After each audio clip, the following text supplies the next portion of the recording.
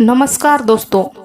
एक बार माता लक्ष्मी भगवान विष्णु से मिलने के लिए जाती है और कहने लगती है, हे प्रभु, जब मैं आपसे मिलने के लिए आ रही थी तो मेरी नज़र मृत्युलोक पर पड़ी।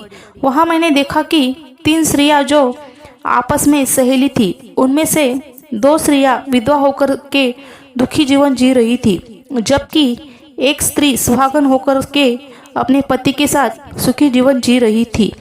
प्रभु, यह बात मेरी समझ में नहीं आई, इसलिए मेरे मन में 3 प्रश्न उठने लगे। अब मैं आपसे यह चाहती हूँ कि आप मेरे तीनों प्रश्नों के उत्तर देकर कि मुझे संतुष्ट करने की कृपा करें। मित्रों, इस प्रकार माता लक्ष्मी की बात को सुनकर भगवान विष्णु कहते हैं, हे लक्ष्मी, तुम मुझे अपने तीनों प्रश्नों को बताओ। मैं तुम्हें तुम्हारे प्रश्न के उत्तर देकर के पूरी तरह संतुष्ट करने का प्रयास करूंगा।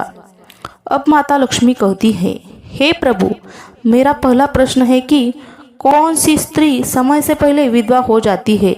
मेरा दूसरा प्रश्न है कि कौन सी स्त्री को जीवन में सुख नहीं मिलता। और मेरा तीसरा प्रश्न है कि कौन सी चीज़ ऐसी है जो एक पत्नी अपने पति को मांगने से भी नहीं देती। मित्रों, इस तरह माता लक्ष्मी के प्रश्नों को सुनकर भगवान विष्णु कहने लगे, तुम जिन स्त्रियों की बात कर रही हो, उनमें से 2 स्त्रियां विधवा होकर अपना दुखी जीवन जी रही है और वहीं पर एक स्त्री सुहागन होकर के अपने पति के साथ में अपना जीवन सुखी जी रही है। तुम जानना चाहती हो आखिरकार ऐसा क्यों है, तो मैं तुम्हें एक छोटी सी कहानी सुनाता हूँ। इस कहानी को बहुत ही ध्यान से सुनो। आधा अधूरी कहानी सुनने वालों को आधा अधूरा ही ज्ञान प्राप्त होता है, जो जीवन के में कभी काम नहीं आता, क्योंकि तुम्हारे तीनों प्रश्नों के इसी छोटी सी कहानी में समाये हुए हैं। यदि तुमने ध्यान से सुना तो तुम्हारे तीनों प्रश्नों के उत्तर तो अवश्य मिलेंगे और तुम्हें संतुष्टि प्राप्त होगी। दोस्तों, माता लक्ष्मी कहती है, हे प्रभु, मैं आपकी बात से सहमत हूँ। आप कहानी शुरू करो, मैं कहानी को पूरे मन से सुनूंगी और जब तक कहानी बोलेंगे तब तक मेरा मन किसी दूसरे स्थान पर नहीं जाएगा। वह स्त्री एक राजा के नौकर की पत्नी है और जिस नौकर की वह पत्नी है, उस नौकर को अपनी पत्नी पर पूरा विश्वास और भरोसा है कि वह पतिव्रता है, जिसकी महिमा वह साथियों में बार बार करता है। अब देखो, एक दिन की बात है, उस राजा के नौकर ने अपनी पत्नी की प्रशंसा इतनी की कि यह बात धीरे धीरे फैलते हुए राजा के दरबार तक पहुंच गई। फिर तो राजा ने अपने नौकर को बुलाया और उस नौकर से कहा कि तुम हर किसी से कहते हो कि तुम्हारी पत्नी पतिव्रता है, क्या वास्तव में आपकी पति पतिव्रता है? आपको पूर्ण विश्वास है? इस प्रकार राजा की बात सुनकर नौकर कहने लगा, महाराज, मुझे पूरा विश्वास है कि पूरे से भी आगे विश्वास है कि मेरी पत्नी पूरी तरह पतिव्रता है।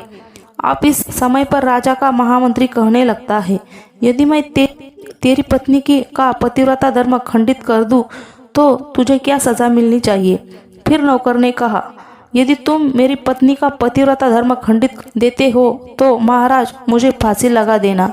अब उधर वह राजा का नौकर भी मंत्री से कहता है, यदि महाराज यह मेरी पत्नी का पतिव्रता धर्म खंडित नहीं कर पाए तो इनको सजा क्या मिलनी चाहिए? राजा ने कहा कि मंत्री को भी फांसी की सजा दी जाएगी।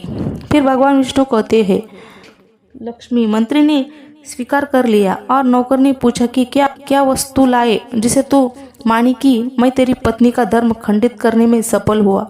तो नौकर ने कहा, मंत्री, यदि तुम मेरे घर से जाकर के मेरे विवाह के समय पर मुझे एक पटका मिला था और एक कतार मिली थी, वह मेरी पत्नी ने बहुत ही संभाल कर रखी है, जो सुहाग की निशानी मानी जाती है। यदि तुम पटका और कतार लाकर मुझे दिखा दे तो मैं मान जाऊंगा कि मेरी पत्नी का धर्म तूने पूरी तरह नष्ट कर दिया है। अब शर्त स्वीकार हो जाने के बाद वह मंत्री शहर जाता है और एक धुती से जाकर मिलता है। वह धुती हमेशा एक दूसरे से भिड़ने का काम करती है और जो काम कोई नहीं कर पाता वह काम करने में वह समक्ष थी। फिर इस प्रकार उस मंत्री ने उस धुती को अपने स्वार्थ के लिए बुलाया।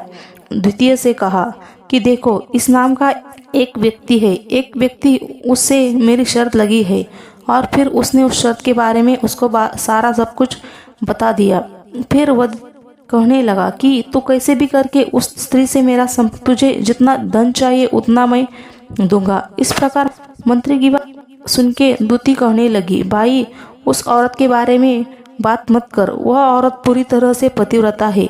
तेरी और थूकेंगी भी नहीं, तेरी शक्ल भी नहीं देखेंगी, और उनके परिवार के व्यक्ति खार है, तेरा खाल उतार लेंगे। तो मंत्री कहने लगा, ठीक है, यदि तू मेरा उससे संपर्क नहीं करवा सकती है तो एक काम कर दे, उसके घर जाकर से पटका और कतार चुरा कर ला दे, और उसकी पत्नी के गुप्तांग के पास में यदि कोई चिन्ह हो तो वह चिन्ह भी मुझे देख करके बता दे, फिर मैं तुझे मुंह मांगा इनाम दूंगा। यह बात दूती की समझ में आ गई और उसने कहा कि ठीक है, तुम्हारा काम अवश्य करूंगी। नौकर शहर में रहता था। दूती नौकर के घर जाती है, उसकी पत्नी से जाकर बोलता है, बेटी मैं तेरी पति की बुआ हूँ, मैं कई वर्षों के बाद आई। फिर उस स्त्री ने कहा, मैंने आपको पहले कभी नहीं देखा, इसलिए पहचान नहीं पाई। और इस प्रकार उस दूती को उस नौकर की पतिव्रता स्त्री ने बहुत बड़ा सम्मान दिया, मगर उसे क्या मालूम था कि यह उसके साथ में छल करने आई है। अब भगवान विष्णु कहते हैं, माता लक्ष्मी। इस प्रकार वह दूती उस पतिव्रता स्त्री के साथ में 2 दिन तक रुकी। जिस समय वह स्त्री स्नान करने लगी तो दूती उठकर से उस पतिव्रता कमर रगड़ने लगी। उस पतिव्रता स्त्री के बहुत मना कर दिया, फिर भी वह दूती नहीं मानी और कहने लगी कि तुम मुझे तो बेटी से भी प्यारी लगती हो, तो मना मत करो। काफ़ी दिनों के बाद मेरी तुम्हारी मुलाकात पहली बार हुई है। अब ऐसा कहकर वह दूती मुख पर हाथ फिराने लगी। फिर आँखों को धोने के बहाने से उस दूती ने उस पतिव्रता स्त्री की आँखों पर पानी मार दिया और उस स्त्री की आँख बंद हो गई। इस प्रकार गुप्तांग के पास में जांग पर तिल था जो दूती ने देख लिया। बस उसका काम बन गया। उधर स्नान करने के बाद जब वह पतिव्रता स्त्री रसोई में खाना बनाने गई तो दूती को मौका मिल गया और उसने पटका और कतार उस नौकर के घर से चुरा ली और वहां से एकदम से भाग गई। और जाकर के दूती ने वह फटका और कतार मंत्री को दे दिया और उस पतिव्रता स्त्री के जांग पर तिल की निशानी भी बता दी। मंत्री सीधा राजा के दरबार में पहुंचा और राजा से जाकर कहा, महाराज, नौकर के पत्नी के साथ मैंने 2 दिन बिताए और यह पटका तथा कतार उसी के हाथों से लेकर आया हूँ। फिर तो राजा ने दरबार लगाया और नौकर को बुलाया तथा महामंत्री से सभा में पटका और कतार नौकर को दिखाने के लिए कहा। फिर राजा की आज्ञा पाकर के मंत्री ने उस नौकर को पटका और कतार दिखाई और उसकी पत्नी की जांग पर तिल भी बताया। तो नौकर मान गया कि वास्तव में आज मेरी पत्नी ने अपना पतिव्रता धर्म पूरी तरह से भंग करवा लिया। भगवान विष्णु कहते हैं, लक्ष्मी। फिर जो राजा ने फांसी का दिन 15 दिन के बाद में रख दिया और कहा कि नौकर को 15 दिन के बाद फांसी पर चढ़ाया जाएगा। और इस प्रकार से नौकर ने उसकी अंतिम इच्छा पूछी तो नौकर ने कहा कि मैं अपनी पत्नी से अंतिम बार मिलना चाहता हूँ। इस प्रकार राजा ने उस नौकर को आज्ञा दी कि ठीक है, तुम अपनी पत्नी से मिल सकते हो। फिर नौकर अपने घर गया और पत्नी से कहा कि आप मेरे साथ में बहुत बड़ा विश्वासघात किया है। आपके विश्वास पर मंत्री से ऐसी शर्त लगाई कि राजा के दरबार में राजा के सामने मैंने कहा कि मेरी पत्नी का पतिव्रता धर्म कोई नष्ट कर दे तो मुझे फांसी लगा देना। अब मुझे 15 दिन के बाद फांसी लगा दी जाएंगी। मेरे साथ विश्वासघात करके तुमने ठीक नहीं किया। तब उस पतिव्रता स्त्री ने अपने पति को सारी बात बताई, मगर उसे विश्वास नहीं हुआ। और फिर नौकर राजा के दरबार में पहुंचा तो राजा फिर उसे कैद में डाल दिया गया।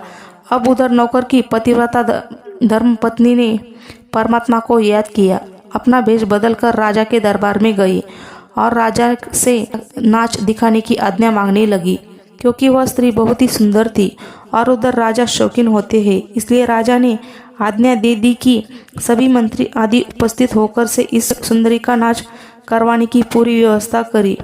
भगवान विष्णु कहते हैं, लक्ष्मी। फिर तो सब मंत्री, महामंत्री, राजा आदि दरबार में उपस्थित हुए और फिर उस नौकर की धर्मपत्नी ने जब नाचना शुरू किया तो राजा को उस स्त्री का नाच बहुत ही सुंदर लगा और फिर राजा ने कहा कि तुम मुझसे क्या मांगना चाहती हो? तुम जो भी मांगोगी मैं तुम्हें वही दूंगा। फिर उस नौकर की पतिव्रता स्त्री ने कहा, महाराज, आपकी सभा में मेरा चोर है जिसने मेरे रुपए लिए थे मगर आज तक वापस नहीं दिए, उसे फांसी की सज़ा दे दीजिए। अब राजा ने कहा, ठीक है, बताओ मेरे दरबार में तुम्हारा चोर कौन है, उसका नाम क्या है, मैं उसको फांसी की सज़ा अवश्य दूंगी। भगवान विष्णु कहते हैं, फिर उस नौकर की पतिव्रता स्त्री ने कहा, महाराज, आपका मंत्री मेरा चोर है, आप इनको फांसी की सज़ा अवश्य दे।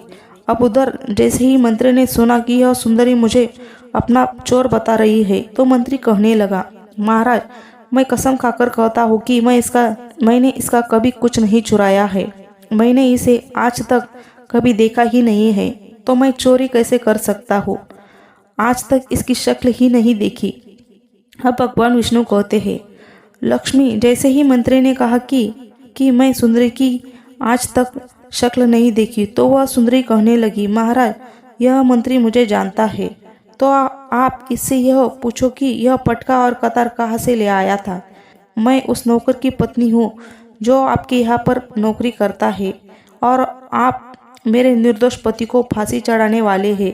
अब मैं आपको पूरी दास्तां सुनाती हूँ। यह जो आपका मंत्री है, इसने मेरे पास से अपनी एक दूती को भेज करके मेरी जांघ के तिल का पता लगाया और उसी से यह पटका और कतार चुरा करके इसको ला कर दी और आपके मंत्री के द्वारा भेजी गई दूती जब मेरे घर पर आई थी तो उसने मुझसे कहा था कि वह मेरे पति की बुआ है और वह पहली आई है, इसलिए मैं उसको पहचान नहीं सकी।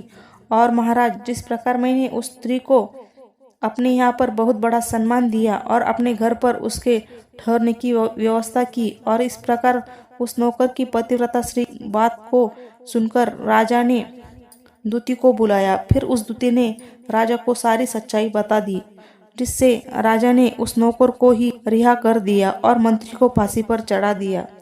भगवान विष्णु कहते हैं, लक्ष्मी, इस प्रकार उस नौकर की पतिव्रता स्त्री ने अंत में राजा से कहा, महाराज, मैं अपनी पति से बहुत प्यार करती हूँ, मैं एक चरित्रवान स्त्री हूँ, कभी भी मैं अपने पति का नाम तक अपने मुंह से नहीं लेती। भगवान विष्णु कहते हैं, लक्ष्मी, मेरी कहानी पूरी होती है। अब तुम अपने तीनों प्रश्नों के उत्तर सुनो। तुम्हारा पहला प्रश्न था कि कौन सी स्त्री समय से पहले विधवा हो जाती है।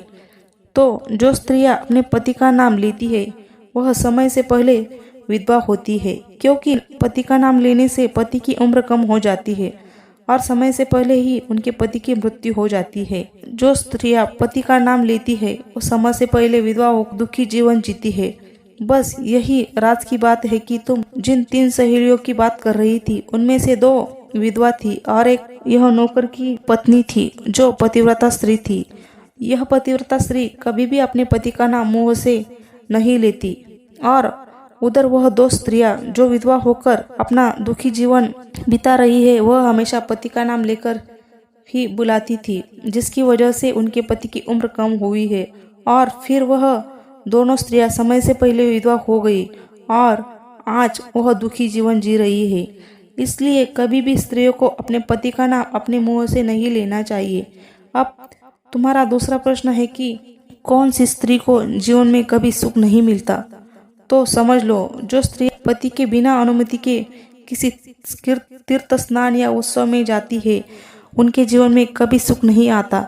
ऐसी स्त्रियां जीवन भर दुखी रहती है और उनके पति का कभी प्रेम नहीं मिलता। भगवान विष्णु कहते हैं, लक्ष्मी, तुम्हारा तीसरा प्रश्न था कि ऐसी कौन सी चीज़ है जो एक पत्नी अपने पति को मांगने से भी नहीं देती।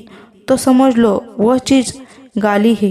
एक चरित्रवान स्त्री कभी अपने पति को गाली नहीं दे सकती और जो स्त्री गाली देती है वह कभी चरित्रवान नहीं होती और ऐसी स्त्री जीवन भर रोती है, उनके जीवन में कभी सुख नहीं आता और समय से पहले ही ऐसी स्त्री विधवा हो जाती है।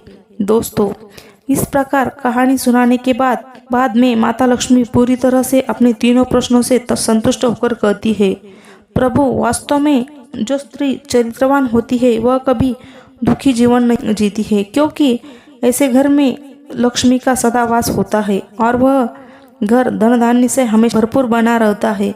ऐसी स्त्रियां हमेशा घर को स्वर्ग बना देती है। मित्रों, यदि आपको यह वीडियो पसंद आई तो प्लीज़ वीडियो को लाइक कीजिए और हमारे चैनल को सब्सक्राइब कीजिए और कमेंट में जय श्री विष्णु